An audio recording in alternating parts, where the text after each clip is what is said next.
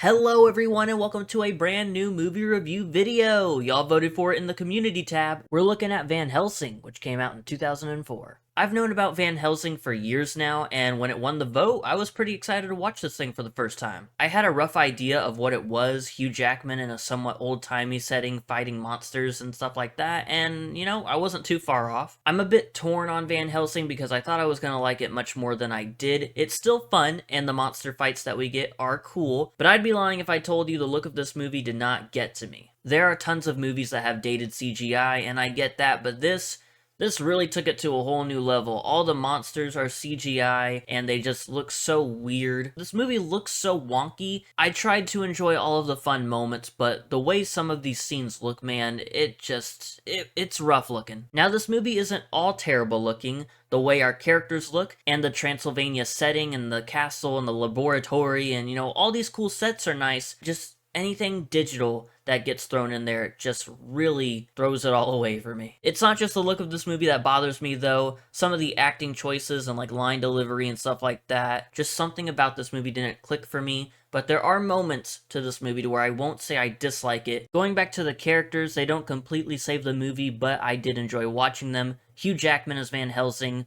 while not perfect, it's Hugh Jackman. I'm not gonna hate it. Kate Beckinsale as Anna, pretty badass character right there. Richard Roxburgh as Dracula. If there's one thing Van Helsing did really well, it's giving us a very charismatic Dracula, and while not all of his moments are great, I still enjoyed watching the character. Also, there's a side character in this movie that helps out Van Helsing named Carl, and every time he was on screen, I had a smile on my face, so shout out to Carl. We love Carl. I don't love it, but I don't hate it. It's somewhere in the middle. Just maybe if they remade this with better effects, I would absolutely go crazy for a movie like this. But I'm not gonna waste any more of your time. Let's go monster hunting with Van Helsing. In our cold open, we're in black and white Transylvania, 1887. A doctor named Victor is bringing his monster to life, and an angry mob is trying to break through the door. We see that Count Dracula is there, and he confronts Victor and tells him that the monster will serve his purpose now. The doc won't allow it, but Igor has betrayed him, and Dracula is too powerful. He bites into Victor's neck and kills him. But Frankenstein's monster won't let anyone disrespect the doctor, so he chucks a huge piece of machinery at the Count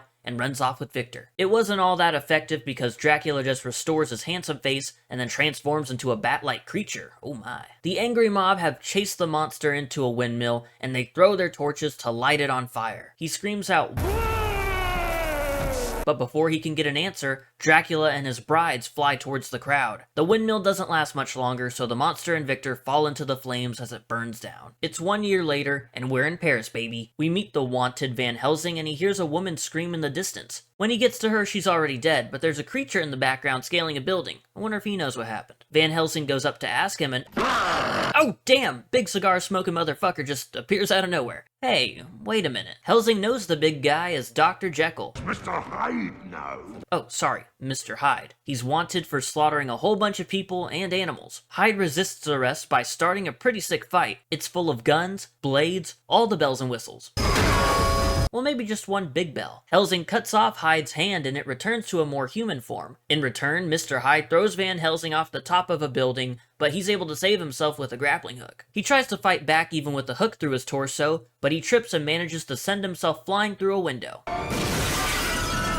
And if that wasn't bad enough, he fully transforms back into a human before hitting the ground. A group of people find his body and accuse Van Helsing of being a murderer. And now we're in Rome. Van Helsing's got another confession to make. A priest says that he's attracting too much attention and the Knights of the Holy Order are not too happy about it. Now here's where we learn what the Order are. They protect the world from evil, and Van Helsing is who God sent to do the dirty work for him, pretty much. Helsing doesn't have any memories before his time with the Order. He's not too thrilled about having to be the one to kill these guys, but no time to complain. You gotta go to Romania. Our old friend Dracula is taking command over there, it looks like. Time for a history lesson. 450 years ago, a knight promised God that he and his family would not stop until they vanquished Dracula. They haven't been able to get the job done, and there's pretty much no more family left. They have two chances left, Prince Velkin and Princess Anna. If they die, their entire family is not getting into heaven. A dude named Carl gets Van Helsing equipped with all the vampire killing necessities, garlic, holy water, some stakes, and a crossbow, hell yeah. And Carl also gets to tag along as well, as much as he really doesn't want to. I don't want to go to Transylvania. I guess we're in Transylvania now, and there's a dude tied up to a piece of wood, and I'm thinking that that's Prince Velkin. A big-ass wolf man charges at him, but it was all a setup.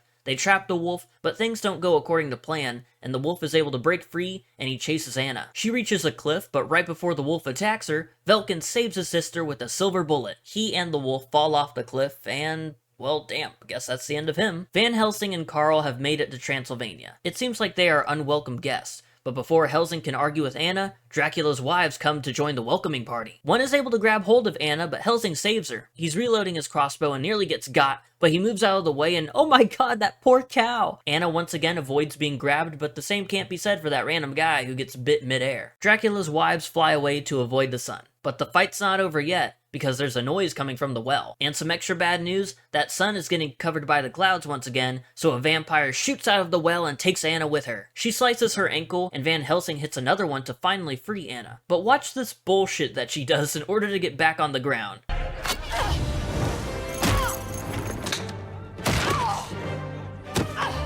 I don't know about that. Helsing shoots one of the wives and she crashes through the roof. The arrows didn't really seem to do much to her though. Anna runs into another wife named Elira. She gets smacked through a wall and apparently there's just no fall damage in this universe because holy hell, she just keeps getting right back up. Mariska and Helsing start fighting over some holy water, while Verona and Elira surround Anna inside. Before they can kill her, Van Helsing dips his crossbow into some holy water and just beams the hell out of Mariska. It's a pretty sick moment, but these effects, man, they just, there's something else. The two remaining wives feel Mariska's pain, so they get the hell out of there. Oh my god! The cow is still alive! The townspeople aren't too thrilled about Helsing killing the vampire. They're gonna be out for revenge now. Dracula emerges from his coffin, pissed off now that he only has 2 brides instead of 3. He orders his minions to go to Castle Frankenstein to begin another experiment. Anna is gearing up, ready to kill Dracula once and for all. Van Helsing says they need to wait till morning and do it together. She doesn't listen, so he sprays her with some nighty-night juice, and, well, guess we're waiting till morning. She wakes up angry because, well, yeah, and she's looking for Van Helsing. Instead, she finds some wet paw prints. Ooh. There's some drippage behind her, and then she sees the big bad wolf. The full moon gets covered by some clouds, and oh damn, Velkin is still alive. He tries to tell her something, and oh yeah, he's a werewolf. Helsing comes to the rescue, but her brother leaves before getting shot. Van Helsing walks through the fog looking like the Undertaker, and a shadowy figure can be seen behind him. It's the guy who does most of the talking for the town. He's digging some graves and tries to put Van Helsing in one. It doesn't work out for him, and he gets attacked by the werewolf.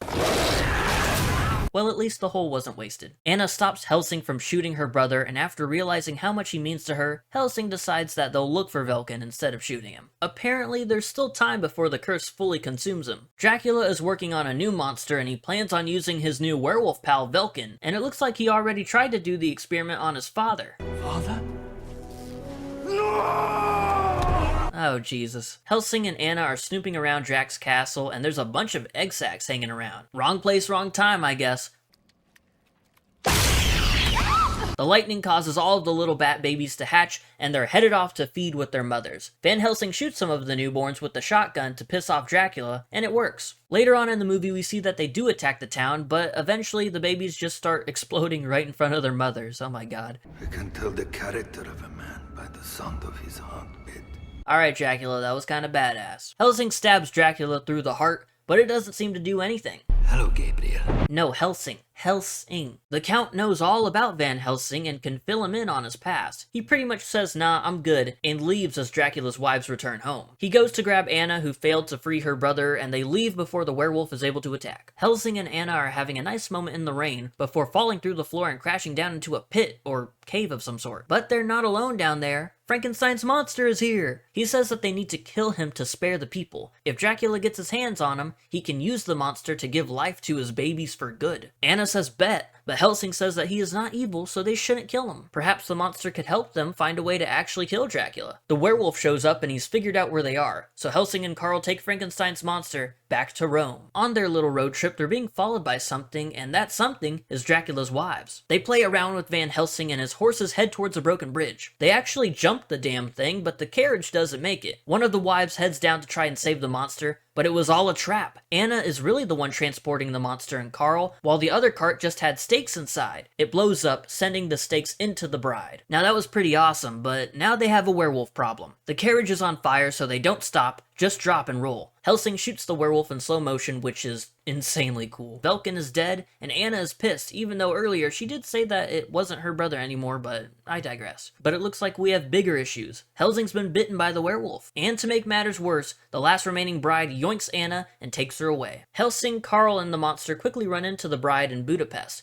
They arrange a trade. Anna is returned if they hand over the monster. They'll do it at a masquerade on All Hallows Eve. Ooh, spooky. Van Helsing has 48 hours until his first full moon, so they have to come up with a plan quick. Dracula and Anna are dancing at the masquerade, and he plans on making her his new bride. Carl distracts Dracula by lighting him on fire, and Van Helsing trapezes Anna out of there. Trapezes? Is that right? Well, it was all for nothing because this masquerade is just one big cover-up and everyone there works for Dracula. Oh, and they also got the monster, so like, damn. Though I walk through the valley of the shadow of death, I take a look at my life and realize there's nothing left. Dracula sends his servants after Van Helsing and friends, but Carl throws a light grenade down and burns the vampires. Igor sails away with the monster, and Helsing says that he'll save him, but Carl informs him that the order demands that he kills the monster as well. Helsing's not too thrilled about that. The three of them regroup and try to figure out what they're going to do. Apparently there's a painting that's also a door, but no one could open it. There's a piece of Latin inscription missing, but Helsing has the piece because it was given to him earlier while he was in Rome. They read the final part of the inscription out loud, and the painting turns into a door that leads them straight to Castle Dracula. Helsing grabs Carl and Anna, and Werewolf jumps into the castle. Looks like he's running out of time. Frankenstein's monster, who is now in a block of ice for some reason, tells Helsing that Dracula has a cure for the werewolf curse, and the reason Dracula has a werewolf antidote is because he can only be killed by a werewolf. So the plan is to keep Van Helsing a werewolf, kill Dracula, and then cure him before the 12th stroke of midnight. Anna and Helsing kiss,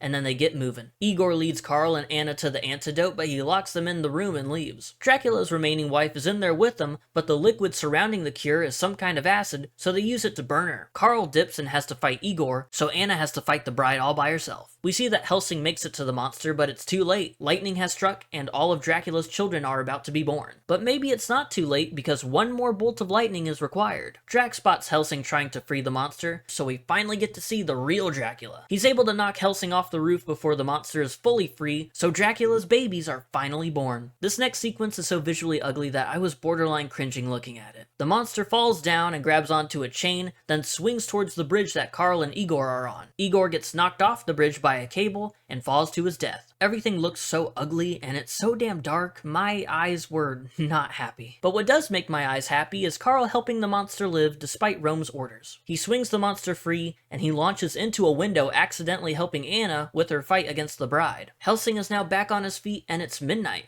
Better make your move, Buster. And now it's time for a giant CGI werewolf vampire fight. Yippee!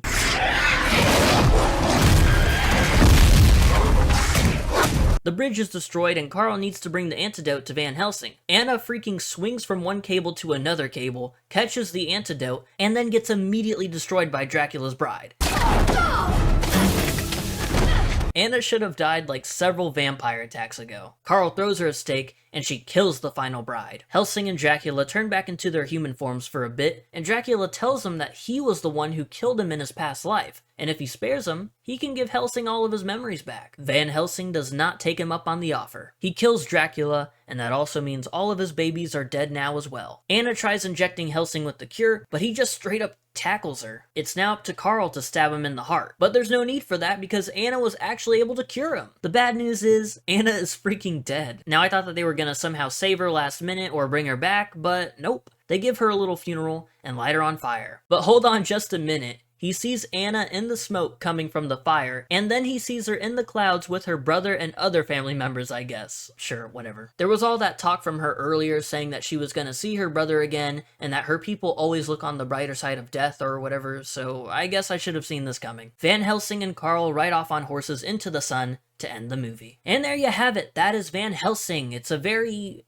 fun movie, but there are things in it that kind of bring the fun down, but it's still a good time, I would say. I'm really torn on this movie because I didn't hate it, but it also feels like a movie I should have liked more, I just didn't. And don't get me wrong, there are super creative like sequences in this movie, but because they look so ugly, it's just like, like anytime a character swings or falls, it's just like, whoa, that's sick as hell, but also, look at this. I don't want to. I'm sure I'm just complaining for really no reason, and if you enjoyed this movie, that's awesome. I can totally see the appeal of this movie, and maybe if I ever give it a rewatch, it'll grow on me. I think that honestly might be the case. But thank you for watching this video. I have about 2 more movie reviews coming out, and then I'm doing my mini Oscars a month before the actual Oscars, so stay tuned for that because, you know, award shows are always fun. Let me know in the comments what you think of Van Helsing, and I will see you in the next video. Goodbye.